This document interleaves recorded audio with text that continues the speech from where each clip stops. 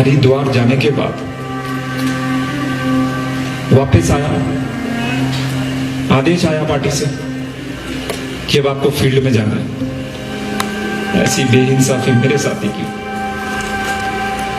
पहले बोल देते, कम से कम रिस्पेक्टफुल एग्जिट तो देते मेरे को।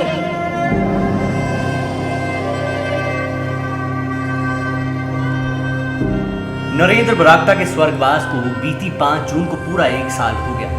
1 साल में उनके वारिस चेतन बरागटा को जनता ने अपनी गोद से नहीं उतरने दिया और भाजपा ने अपने पास फटकने नहीं दिया।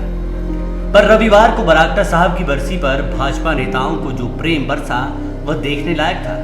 2 कैबिनेट मंत्री बरागटा के घर पहुंचे, श्रद्धा सुमन अर्पित किए। सामाजिक आंगन में सियासत का ऐसा रूप देखने को मिला मानो भाजपा से बड़ा कोई ऋणी उनकी इस धरती पर नहीं होगा।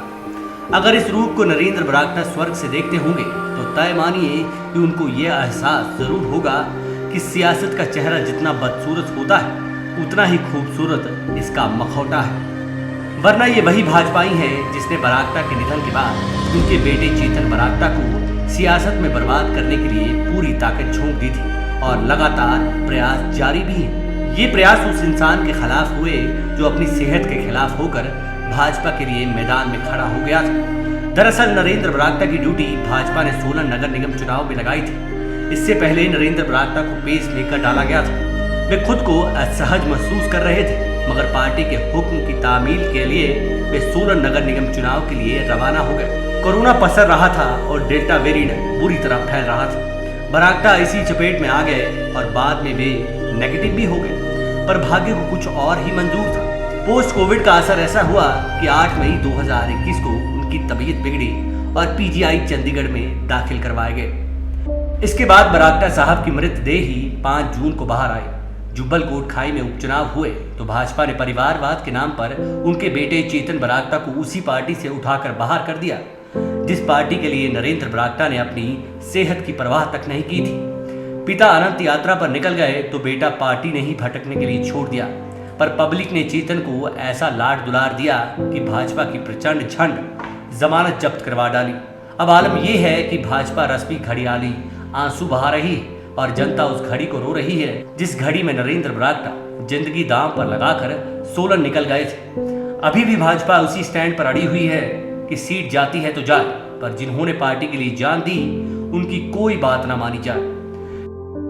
हैरानी की बात यह भी है कि भाजपा उस सीट में खाई में गिरने के लिए तैयार बैठी है जिस कोट खाई की सियासी कोख से कांग्रेस के दो मुख्यमंत्री पैदा हुए हैं, यानी रामलाल ठाकुर और वीरभद्र सिंह। भाजपा की हेकड़ी की वजह से अब वे वीवीआईपी सीट पर पार्टी की दुर्गति अव्वल दर्जे की हो चुकी है। अपर शिमला में अब आगामी विधानसभा चुनाव में भाजपा के लिए खतरा भी बढ़ गया है।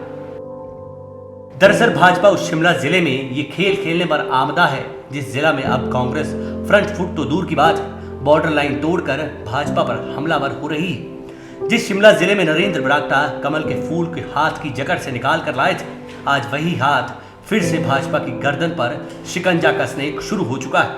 प्रतिभा सिंह के प्रदेश अध्यक्ष बनने के बाद अपर शिमला में कांग्रेस लगातार मजबूत होती जा रही है। नरेंद्र बरागटा के बाद शिमला में शून्य खड़ा हो गया है और भाजपा के पास पल्स में जाने के लिए कोई खास जमीनी प्लान नहीं है। एप्पल बेल्ट में भाजपा को फिल वक्त ऐसी कोई खाद मिलती नजर नहीं आ रही जो जुब्बल में वोटों की बंपर फसल पैदा कर सके। भाजपा से नाराज भाजपाई कैडर ही ओलावृष्टि करके सियासी फसल को तबाह करने में जुटे हैं। चेतन को बारंबार अचेत करने के लिए कवायदे हो रही हैं। अगर यही हाल रहा तो तय मानिए कि आ रहे विधानसभा चुनाव में ढली ढलन में से कोई भी ऐसी वोटों की पेटियां शिमला विधानसभा तक नहीं पहुंचेगी जिनसे सरकार बनाने की लालगी भाजपा के चेहरे पर आ सके। शिमला से Ankush Dobhal, black and white broadcasters.